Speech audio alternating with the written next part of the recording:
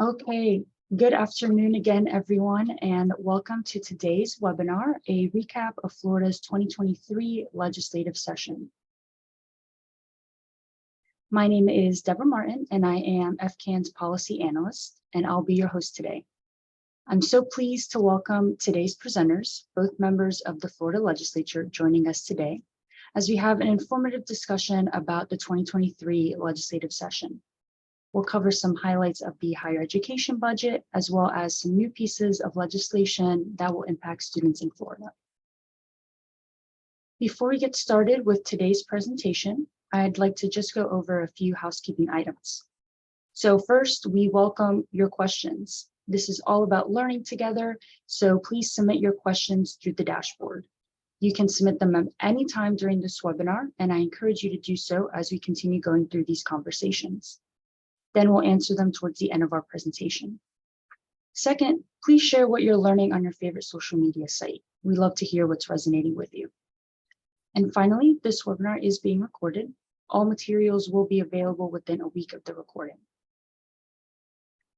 So I know we have quite a few listeners today who may be new to FCAN and our work. So to give you a little bit of background on who we are, FCAN's mission is to lead the collaborative movement to ensure that every Floridian achieves an education beyond high school and a rewarding career. And our vision is to see a Florida that's working together, where education is the pathway to economic mobility for all. We do our work in three central ways: through research and data, shining a light on promising practices at the local and state level through our LCANs, and through 4 statewide initiatives that provide schools and community organizations with free resources to help students continue their education after high school. FCAN's work is guided by our 7 conditions for success, which are listed here, and you can find out more about on our website. Today's webinar provides great examples of many of these conditions, particularly opportunity for everyone, affordability, and community collaboration. Okay. So to get started, I'd like to quickly go over some details regarding Florida's legislative session. The legislature convenes for 60 days every year. This year, they started on Tuesday, March 7th and adjourned on Friday, May 5th. Lawmakers passed a historic $117 billion budget and a total of 356 bills. Major policy changes include the expansion of career and technical education, new funding programs to address Florida's teacher shortage, and legislation to assist military students and families on their post-secondary educational journey. I'd like to point out that unless otherwise indicated, all the bills discussed today, along with the budget, are waiting for the governor's signature. And today, we'll be able to discuss some of these exciting bills with our special guests. So now I'll introduce our speakers for today. Again, 2 members of the Florida House. First, we have Representative Kristen Arrington, currently representing District 46 as part of Osceola County. Representative Arrington has been serving in the legislature since her election in 2020. And also with us, we have Representative Lindsay Cross, elected in 2022, representing District 60 in Pinellas County. So, Representative Arrington, I will turn it over to you if you would first introduce yourself and your district. Absolutely, thank you. As mentioned, I'm Kristen Arrington. I'm from Osceola County, and I represent parts of Osceola County, which includes the city of Kissimmee and Poinciana and some areas in between. I was elected in 2020, and it's been an interesting time since I got elected during the COVID years, but I truly love my job and I'm blessed to do what I am doing. And do you want me to go ahead and go over SB 196? Please go ahead. So SB 196, it's the 3rd year that we've been working on it. And I will say every year it gets better. This year we got it across the finish line. And this is one that has been signed by the governor already. So this one is a definite. And what this legislation does is currently students in high school are made aware of the AP opportunities, the 4-year university opportunities, and dual enrollment, those opportunities that most of those students that are doing well might already know about. But my legislation, what it does is, and it was sponsored with Senator Chev Jones in the Senate, what this legislation does now is expand that current notification to include middle school students as well. and also high school students and their parents. And it makes them not only be aware of the four-year university, but also the career and technical pathways close to home, and ways that they can graduate non-traditionally, internship opportunities, and pre-internship opportunities. What also happens with this legislation is that it is required to be presented to students and their parents in a language that's understandable to them. So for like an area of like mine, where we have Valencia's Advanced Manufacturing Center, and we have interesting careers like underwater welding, it's really great that, you know, students in an area that speak, a lot of them speak Spanish, and same thing with their parents, that they're going to be able to know about all these career opportunities that in their home language. And so they can really understand what opportunities are available to them. So we're really excited about it. And as Representative Cross, she's a freshman, but she'll find out, unfortunately, sometimes as we have good legislation that comes around a couple of years, and it does take a while to get across. But I will say multiple people have been involved in the process, and we've made this bill better as the years have gone by, and also added an additional component this year, which is the Florida Ready to Work program that was passed recently in last session. And so we were able to incorporate that language in with my bill as well. So that did help provide an opportunity to make sure that our students are aware of those opportunities, and kind of wrap it in with what I was trying to do as well. So I'm very proud of it, and I'm looking forward to seeing it put into place with our students in Florida. Wonderful. Thank you, Representative. So you kind of alluded to, of course, some of the work that went behind this bill. You mentioned it's kind of 3 years in the making. So first, can you talk about maybe what led you to file this bill initially, and how are you finally able to convince your colleagues in the legislature that this was a worthwhile investment? Absolutely. Well, it was brought to me as someone who got her education late in life. And when I turned 40 years old, I decided to go to Valencia College because of the opportunities that were available there, and have found out when I've sat down with our high school principals is that a lot of our students don't think that they can go to college, and they don't understand what college means, and that, you know, one size doesn't fit all, and that there are opportunities for them. And locally in Osceola County, our county commission this year and last year invested in our students. So every high school senior gets a free tuition to Valencia College or Osceola Technical College. So we're really trying to, you know, get our workforce diversified. And so kind of everybody working together and talking with our principals, and talking about an area like mine that's very transient. We have folks coming from all over the state, and coming from different areas. We want to make sure that they know all the great opportunities in Florida. So the discussions began, and unfortunately, I would say it was one of those situations that my Senate sponsor in the previous years wasn't able to get it moved in the Senate. So although it was moving great in the House and everybody was supportive of it on that side, in the Senate chambers, it just wasn't moving. So because of that, it just never got across the finish line. So we had a new sponsor this year.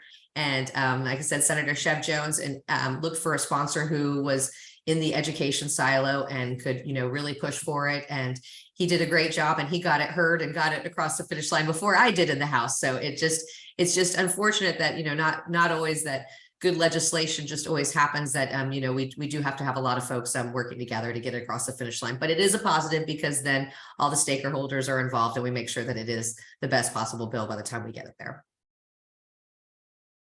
Wonderful. Thank you. I think that shows, like you mentioned, it can be a good idea, it can be a good bill, but sometimes it does take that extra step to make sure that it's moving across. So thank you for that. I really appreciate it. All right. We will turn it over to Representative Cross. Again, thank you, Representative Cross, for joining us today to discuss Senate Bill 1190 and Senate Bill 274. If you could also introduce yourself and tell us a little bit about your district. Wonderful. Well, thank you, Deborah, for setting this up. Representative Arrington, I miss seeing you in person. Good to see you on screen. And I'm trying to make this a little bit bigger here. So actually, I should probably just not touch it, because it's functioning okay right now. So yes, I'm Representative Lindsay Cross. I represent District 60, and this is a portion of Eastern Pinellas County. My district, about 75% of it is portions of the city of St. Petersburg. About 25, maybe 20% is portions of Pinellas Park. And then there's a portion of unincorporated Pinellas County called Lilman. So it's a fantastic district, a lot of neighborhoods on the shores of Tampa Bay. So we've got beautiful Tampa Bay and all of our parks and wildlife habitat there. And just some exciting things happening in terms of education. There's University of St. Petersburg, University of South Florida, St. Petersburg campus. St. Petersburg College has a campus within the district, and then other campuses that are just barely outside of the district, but pull students from all over the place. We also have a really strong technical program called the Pinellas Technical Education. It's PTech. Can't remember what the full acronym is right now, but there's some really fantastic workforce and educational opportunities. And so I was interested in helping to support a lot of those programs, particularly for youth who are going into maybe a 2-year degree program and deciding whether to transition into a 4-year full baccalaureate, or if they're looking at some more applied workforce training internships. So with that in mind, I serve on 2 higher ed committees, both the higher education appropriations and post-secondary education and workforce. And so these 2 bills that I co-sponsored were ones that I thought addressed a need that we have for youth in our state, as well as people in the healthcare professions. So the 2 bills, the first one is SB 1190. The House version is HB 1337. The main sponsor is Representative Toby Overdorf, and the senator was Rosalind Osgood. And this one is called the Step into Success Workforce Education and Internship Pilot Program. And I think this is going to be a really wonderful opportunity for youth in the foster care system to help provide some additional hands-on training through internships, through direct mentorships with people in their community, potentially with people who have been former foster youth. So this is a 3-year pilot program that would be available for foster youth under the age of 26, really targeting those who are aging out, transitioning from the custody into more independent living situations. So moving between that 18 to 26-year-old time of their life, where people are looking at college or they're looking for internships and workforce training.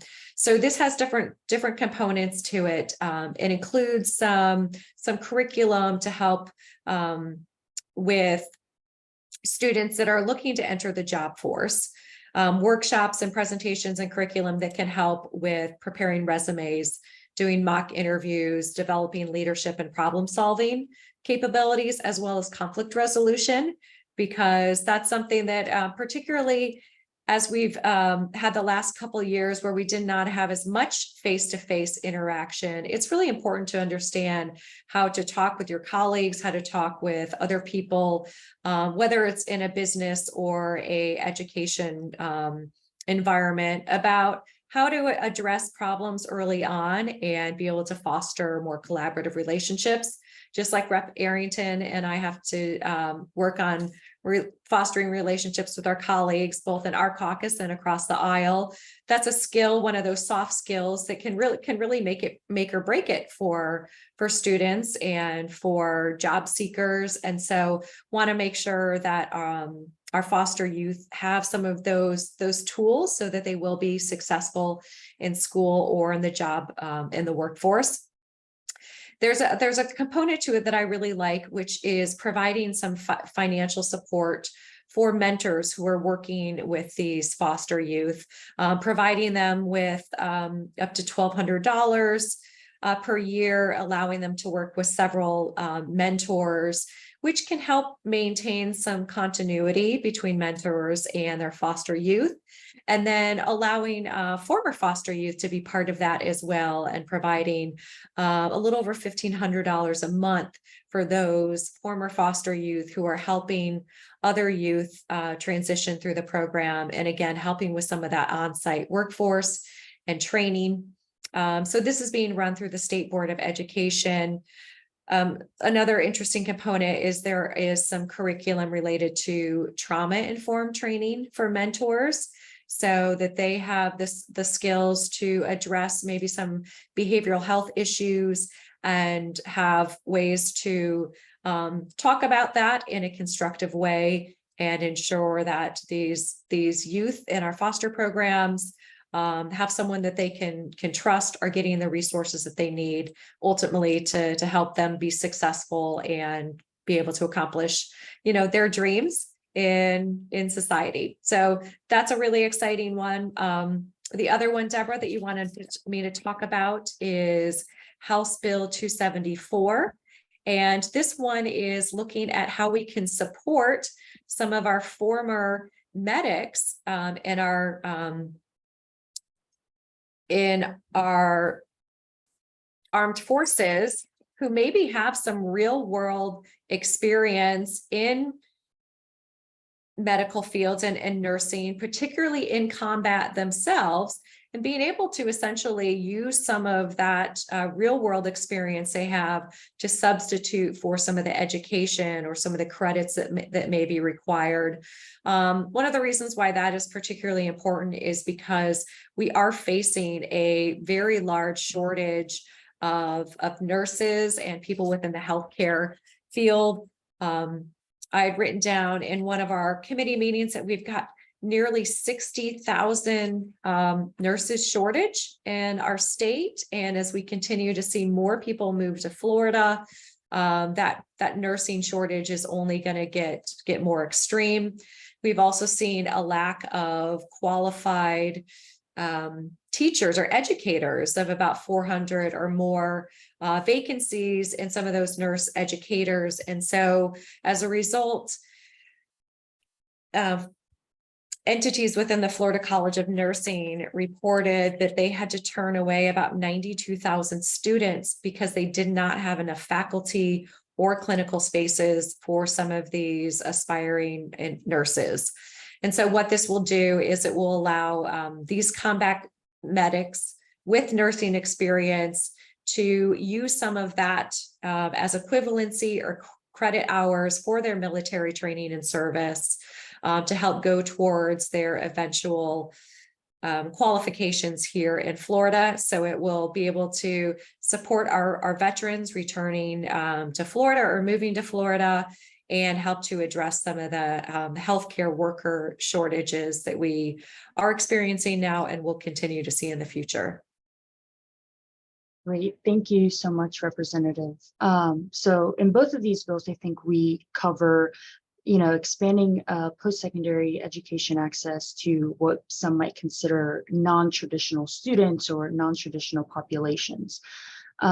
Maybe could you talk about the impact that these bills would have for these communities? I know you kind of touched on that a little, but if you had anything you wanted to add.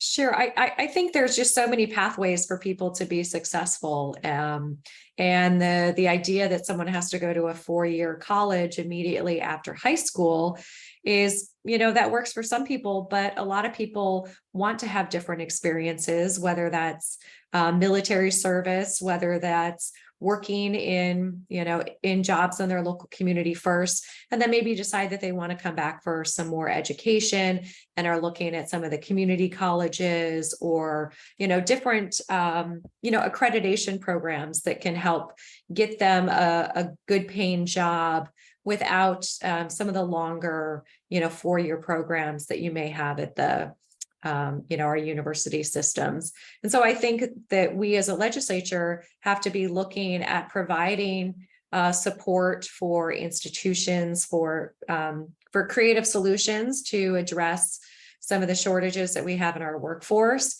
and to make sure that students, regardless of what age they are and their previous life experiences, that they're getting the education that they need and are being able to have jobs that are exciting to them and help to serve others in their community. Thank you. I appreciate that. I know that's kind of one of our focuses here is focusing on adult learners in that population.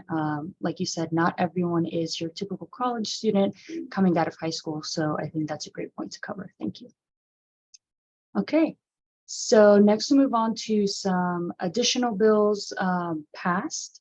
So first we have Senate Bill 240 on education filed by Senator Travis Hudson.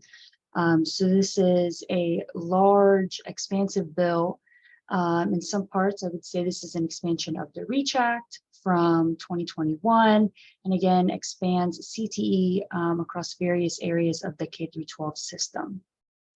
So to kind of go down through the list of what this bill does, which is many things, it ensures collaboration and facilitation of services across the Department of Education, Department of Economic Opportunity, and Career Source so that they may develop and expand apprenticeship, pre-apprenticeship, and other work-based learning opportunities for Floridians. It also expands the work of the Credentials Review Committee, again, also created in the REACH Act from 2021, to ensure that industry certifications for agricultural occupations are submitted for consideration onto the master credentials list, which we know is important as Florida has a large agricultural sector. It also expands the current internship tax credit program to create what is now referred to as the experiential learning tax credit program. So this would include other on-the-job learning opportunities like pre-apprenticeships and apprenticeships. And businesses now would be eligible to also claim this tax credit if they have an apprentice that has worked at least 500 hours at their place of business. It also creates workforce education partnership programs between private employers and the state university system. So this is an optional program that a state university system might like to set up with an employer to provide assistance for their students that are employed with this business. Participating students in this program would be eligible to receive mentorship services, a housing stipend, and life management and professional skills training. Again, the large part of this bill, expanding CTE and work-based learning opportunities for students. So each school district is now responsible for ensuring that each student in high school has the opportunity to at least one work-based learning opportunity. Students may also elect to take one course in CTE to satisfy their requirement for a standard high school diploma that they need for performing or fine arts. It also provides an opportunity for middle school students to continue their CTE coursework in a connected program in a district high school, or if they received a certification that's included on the CAPE funding list. The State Board of Education must adopt a rule to also allow students to receive work-based learning credit for participation within a CTE student organization, such as FFA, or also referred to Future Farmers of America. And other provisions of this bill. So beginning with the 23-24 school year, each high school must hold an annual career fair and ensure that juniors and seniors have the opportunity to meet and interview with prospective employers. The State Board of Education is also responsible for adopting rules that would allow district career centers to now offer an associate in science and associate in applied science degree. So this is provided in order to meet our workforce standards and address some of the shortages that we're having, like Representative Cross mentioned. And the district career centers must establish these agreements with their local college system. Additionally, each local workforce development board is responsible for creating an education and industry consortium to provide community-based information to assist the board in making decisions for program and service delivery within their communities. And it also provides updates to the current Open Door Grant Program and kind of shifts its model to a more financial-based aid program, where now students enrolled in an eligible workforce program will have 100% of their tuition and fees paid for after all applicable state and federal financial aid is applied. And students would also be eligible to receive an additional $1,500 stipend for other costs related to costs of attendance, like housing or transportation. And this, again, is a program that provides funds to support students on their completion pathway for short-term, high-demand credit or non-credit CTE programs. And the effective date of this bill is July 1st, and it was signed on May 17th. That was the longest bill that we'll cover. So next we have Senate Bill 1272, educational grants, filed by Senator Corey Simon. So essentially what this bill does is expands the current ease or effective access to student education grant to institutions that were eligible for the formal ABLE grant. And the effective date for this bill is now already. It has been signed on May 17th, and it takes effect upon becoming a law. Next, we have House Bill 1035, K through 12 teachers, by Representative Gonzalez Pittman. So this bill provides a tuition and fee waiver for those that are enrolled in a state-approved teacher preparation program. And it also creates 3 new funding programs to, again, address our current teacher shortage. So first, it would create the Dual Enrollment Educator Scholarship Program, which would pay for the graduate degree and or credentials that are needed to teach a dual enrollment course in Florida. This would cover full cost of tuition and fees, and also includes a book stipend for each semester. Individuals that are recipients of this program must complete their graduate program within 3 years, teach at least 1 dual enrollment course a semester, and remain in their school district for at least 3 years after their degree is completed. Next, we have the Teacher Apprenticeship Program and Mentor Bonus. So this is created to provide individuals with an alternative pathway to step into the teaching profession. So an apprentice teacher must complete 2 years as an apprentice before being eligible to apply for their professional teaching certificate. And during this time, they would be serving under a mentor. A mentor would be someone that has at least 7 years of teaching experience in Florida, and on their last 3 teacher evaluations have received a rating of highly effective. And these mentors would be eligible to receive a bonus for their participation that's subject to funding in the General Appropriations Act. And last, we have the Heroes in the Classroom Bonus Program. This is a one-time sign-on bonus for retired first responders and veterans who become teachers. And they are eligible to receive an additional bonus if they also opt to teach a course that is in a critical shortage area. And the DOE is responsible for identifying what these quote unquote critical shortage areas are. The effective date of this bill is July 1st, and it was signed by the governor on May 9th. And lastly, we'll go over some budget highlights. So first, we see here again that you guys, legislature passed another record-breaking $117 billion budget, which is surpassed what was last year's record of the largest in state history. So funding for major education pots are detailed, but some important parts to note are that the state university system received $3.68 billion. The Florida college system received $1.59 billion. And workforce education initiatives were funded at $650 million. Again, this is another year where we see that there are no increases to tuition, a continued effort that the legislature has done in order to keep our higher education system affordable.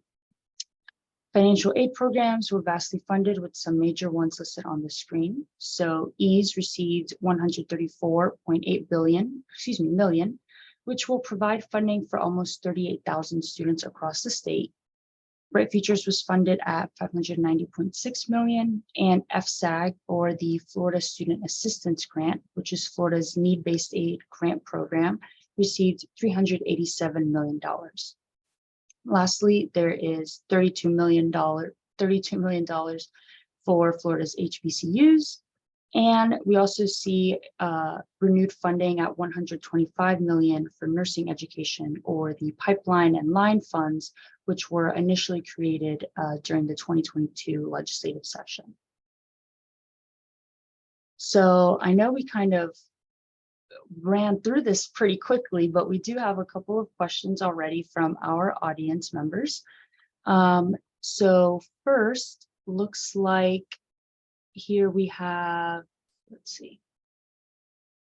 Okay, Representative Cross, you're really good at this. You already answered, but if I could have you answer it for everyone again. So we have a question here that says, how do mentorship programs working with the foster youth get approved within Senate Bill 1190? Sure, and that's a great question. This is I think it's a 14-page bill. So there's a lot of new policies setting up this program. As I mentioned, it's a 3-year pilot program to see how it does. And so this will be the Board of Governors and the State Board of Education that will be working on these policies and setting up the system. So they'll be working directly with organizations. I'm not sure the exact process of how that will go, but employers will need to, be approved by the State Board of Education to be part of this program. There's criteria that they need to meet, including, having some training in the trauma-informed component of it to be eligible. And then the foster youth and the former foster youth will also have to go through the state board to enroll in this program. Great, thank you. Let's see. I guess this is kind of a question for me, possibly, since I covered this bill, but please, if you would like to answer. So we have here, who is responsible for choosing the mentor in the teacher apprenticeship and mentor bonus program? I believe that process goes through Department of Education. Yeah, I believe that's how it's going to work. And as a new program, I would think it would start with maybe some organizations that already have some, relationships with the foster community, maybe grow from there. So sometimes we bring bills back or we make modifications to things to make them more effective. So I'm looking forward to seeing how this is implemented. If there's enough providers and foster youth that are participating, there's also a component of this that is trying to kind of get the word out and educate both employers and the foster youth and the mentors about this. But there can always be more people spreading the word when we have new programs to make sure they're as effective as they can be. Of course. Thank you. I have a question here, Representative Arrington. So I know you kind of touched on this a bit before, but with Senate Bill 196 that passed unanimously. So why do you think this proposal was able to gain bipartisan support? So our first 2 sessions, it did have bipartisan support in the House.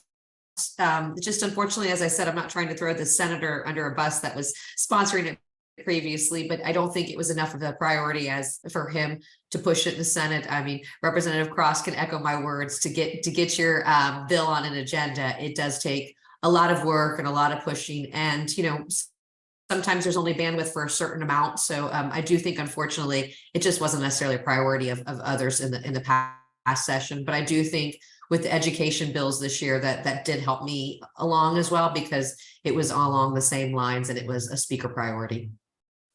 Wonderful, thank you. So this is a question in regards to pipeline and line. I know that wasn't a new piece of legislation for this year, but if you guys would like to answer, is the funding for these 2 programs for new recipients only? I don't know the answer to that. I don't believe it is. One of the pieces deals with the educational programs and the hospital settings that are providing that training. So I don't think there's any prohibition if a provider was enrolled in the program last year to continue or expand the program if they're meeting that criteria and showing good outcomes. But I I don't remember how they prioritize where that funding goes. No, I think I was going to kind of piggyback off that. I think from my understanding, there was no limit to someone, an institution or a hospital system reapplying again to receive those funds. If anything, I'm sure in this renewed application process, they might just have to show the success of the initial dollars that they might have received last year. So I have a question here about the bill, Senate Bill 274. So might there be additional training or courses that are then required for individuals or military veterans that decide to use their experience for course credit? Yeah, so this is another program where this is new to our state. And so the Board of Governors, the State Board of Ed, and what's called the Articulation Coordinating Committee are going to develop a review program and make some recommendations about how to kind of quantify some of the medic and the combat experience that these individuals have, and then make some recommendations about what that would look like in terms of course equivalencies or required career education clock hours. And so we don't know exactly what that will look like yet. I don't think this means that you're just going to pluck someone from one of the armed forces branches and put them right into a hospital setting, but they will get some credit for their real life experiences, but the exact number of credits or clock hours and where that falls into, their curriculum. There's about a year for this group to make some of those recommendations. Wonderful, thank you. Selfishly, I have a question. So this can be for both of you. So building a budget, of course, during a time of financial restraint can be pretty difficult, as the legislature is trying to prioritize funding across multiple areas while taking many cuts into consideration. Of course, on the other hand, can you talk about what it might be like to work on a budget during a surplus, kind of where we are today?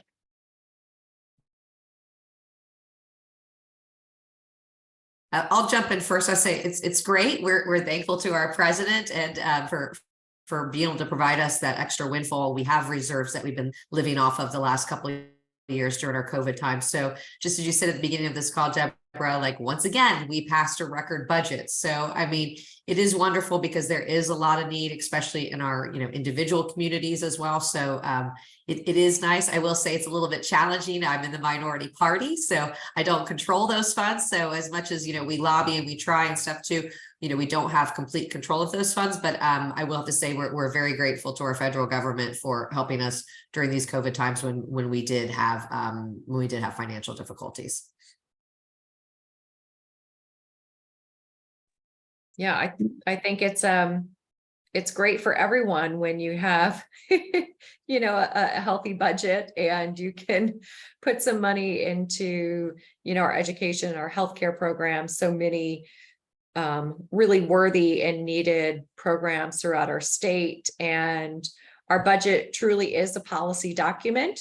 So the programs that we fund, the policies that support that really talks a lot about what our priorities are as a state.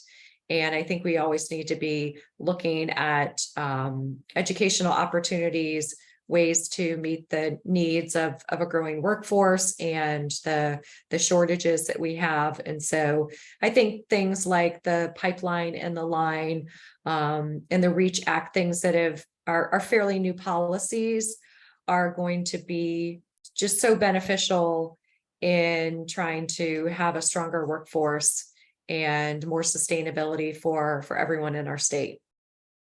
Wonderful. Thank you. I'll quickly answer this one.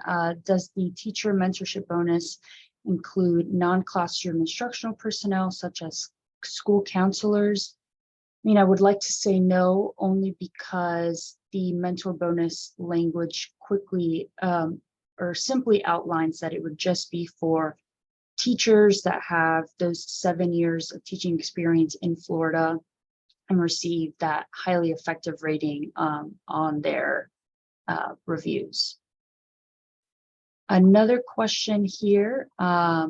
Last few years, there has been a push for mandatory FAFSA, bill for high school seniors.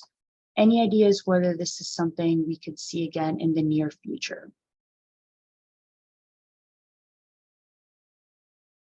So say Representative Cross serves on the education committees this year, so she might have heard a little bit more about it for me in previous years. I know it's been discussed, I think, in areas like mine where we have minority populations. And when we pass things like the immigration bill, that there's worries from some folks that don't want to fill out that paperwork, even if they can opt out. But I do know that a lot of high school seniors have submitted as a bill idea. I just don't know if we've got any traction going on that, but Representative Cross might have a little bit more insight. Sure. So that's not something that I remember coming up in either of the two higher ed committees that I've been on. Thank you.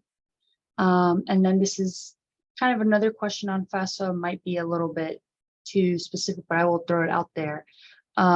Is the legislature prepared for upcoming changes in financial aid and the process for administering financial aid with the FAFSA Simplification Act coming down from the federal government for the 24-25 school year? So there, for example, there's going to be changes to the way funding is determined, and more students now would be eligible for this funding in the upcoming year. I know that was loaded, so. Again, there was more discussion in the two committees that I sat on in terms of, how the REACH funding was going to be allocated, some of the, how to prioritize funding for some of our colleges and university systems. Again, looking at places where we have critical worker shortages in healthcare and some of our, STEM fields.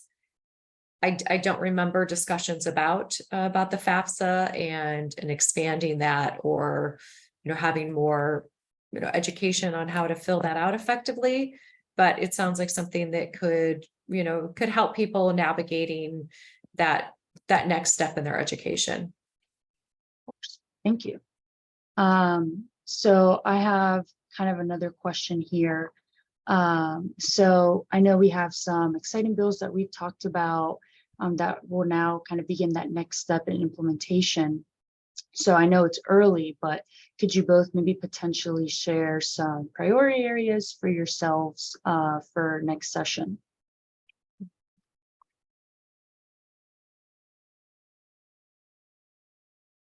Okay. I was going to let Rep. Arrington have a go at it, but so I have a lot of bills that I filed last year that, had a slow start.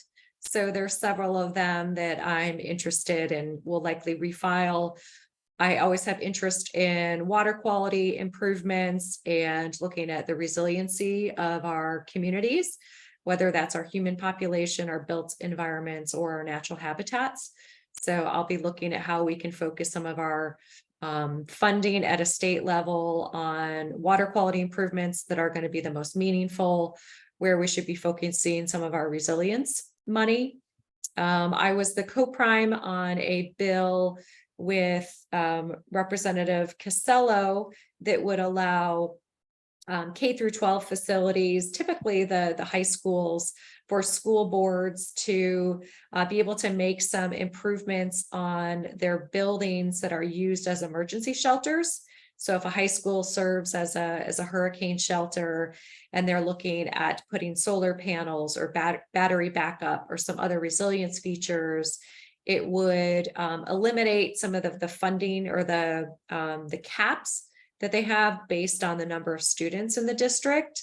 So that bill, because of some bigger policy reform in HB1 in the big school choice voucher, that removed some of those caps in the short term.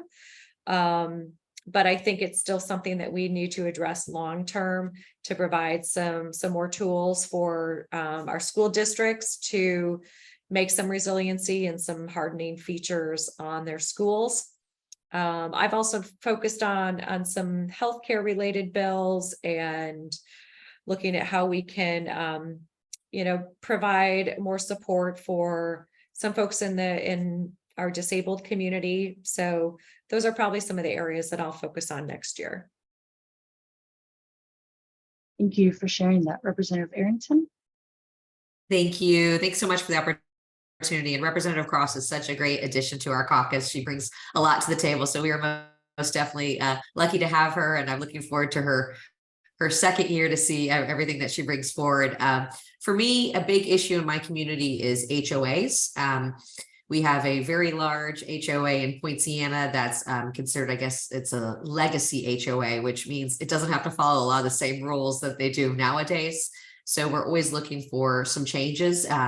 We had a couple bills this last year that moved through a committee or two, which I was very happy with. But as mentioned earlier, sometimes it takes a few sessions. So I do want to continue working on those. And water quality is a big issue for my district as well. We have issues with hydrilla in our lakes, and it's choking off the growth. It affects not only the environment and our residents, but also our economic value with having bass fishing tournaments and, having a lot of people that come to Osceola County for tourism, and that has really hurt us. So funding is always the response I get. So that will be my big priority on funding wise.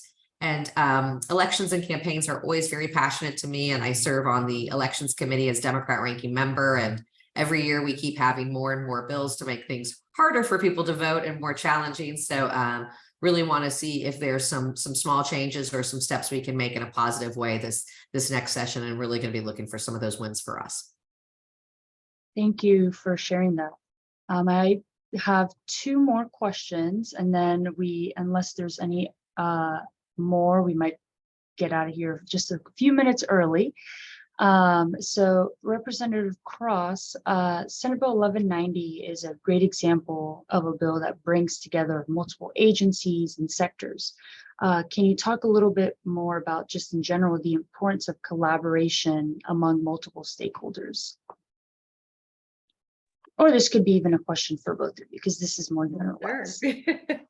Well, I don't think there's many examples where something is in one narrow silo where it doesn't have implications for other parts of our society. So education and health and economic prosperity are all intertwined. And so when you're looking at something like supporting our foster youth, that goes across multiple departments, particularly as our foster youth age and have different needs, whether it's their guardianships, the custody, or whether it's new education and workforce opportunities. So I think these type of pilot programs are a good opportunity for different state agencies, as well as, local community-based organizations or nonprofits to create some innovative partnerships and look at addressing the needs they have in their communities, and maybe be able to tailor them to, maybe industry needs. You look at places like the Space Coast that has different industry and workforce needs than maybe something in South Florida or in Central Florida that may have more home development or agricultural components. So I think there's a lot of opportunities to have kind of a larger structure for new and evolving programs, but allow them to be tailored to the needs of the youth and the local communities. Thank you for that insight. So last question here. So as we both know, Florida has not raised tuition since 2013.